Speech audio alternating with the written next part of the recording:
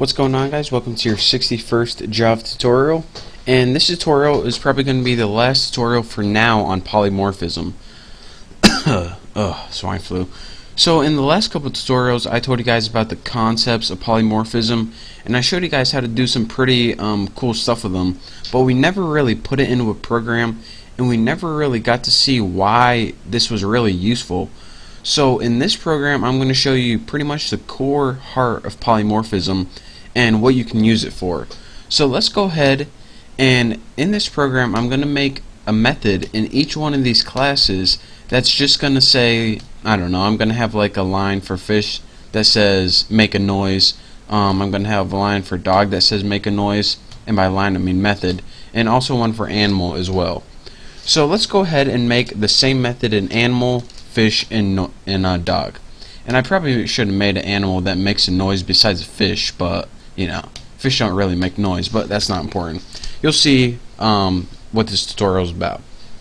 So let's go ahead and make a method in here for animal, and we'll put public void noise. And since animals don't really make a noise, let's just have something on the screen, because this method is actually never going to be called, but I just want to make a method to show you guys it's not going to be called.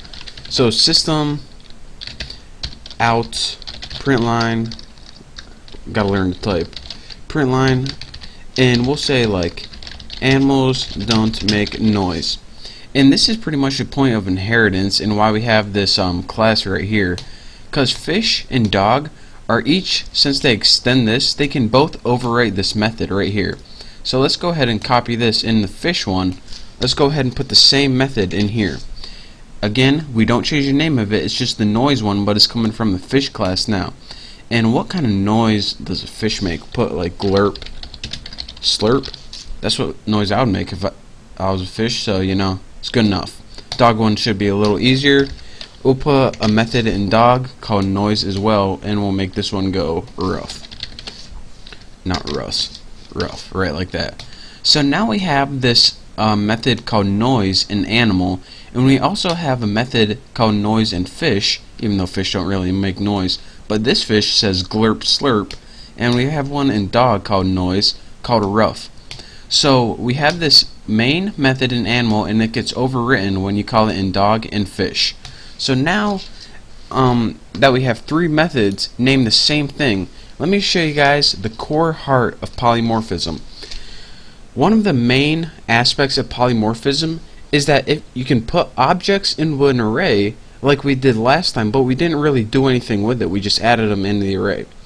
The cool thing is that you can put objects in an array, and you can loop through that array and call the same method for the objects. The thing is, you can automatically call noise for dog, and when you call noise for dog, rough prints out, and when you call noise for fish, glurp slurp comes out. And if we had a bird and you call noise for bird, it would be chirp chirp. If we had a class called cow and a method called noise, it would do moo. So it's pretty cool in the sense that you can loop through an array of objects and call the same method name, but each method, since it's in a different class, it does something a little different. And this is my virus protection right here, so I will renew that later. Get out of my way. Get. So let me go ahead and show you guys how to do this.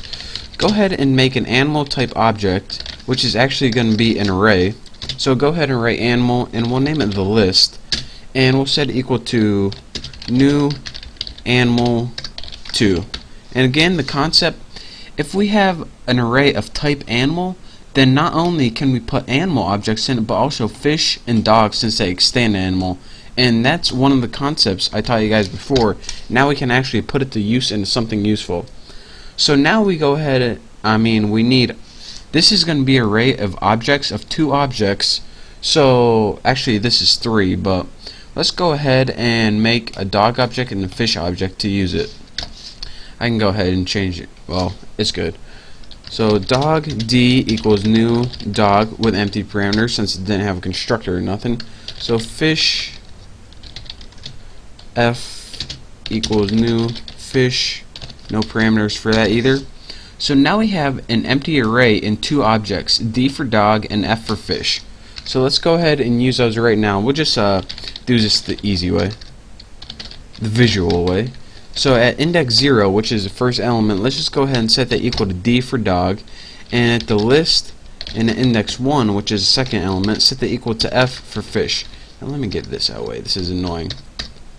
So now we have an array, and we have 2 elements in it. And again, if you watch the last tutorial, you can see that you can populate this array using add method, but this is just a really easy method for demonstration. The next thing I'm going to do is write one of these enhanced for loops.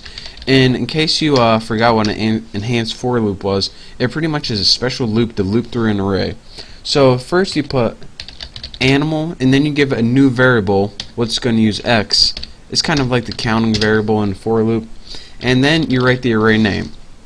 So now it's going to loop through the array, the list, and every time it loops, it's going to treat the index as X. So we can do things like this. X, which is the object now, since we put object in the array, so this would be substituted for D, the first loop, and F, the second loop. And then you should be X dot noise. And what this is going to do, in essence, it's going to loop through the entire array, and it automatically knows the length of it, so you don't got to worry about counting variables or anything. The first thing it's going to do is say, alright, what's the first element in the array? It's dog. So I'm going to put dog dot noise, and I should have rough print out on screen. Alright, done with that. Now next element in the array, it's a fish element. So I'm going to put fish dot noise, and the fish noise is glurp slurp. And then I'm done, and that's it. So let me go ahead and run this to all those, and you see rough glurp slurp.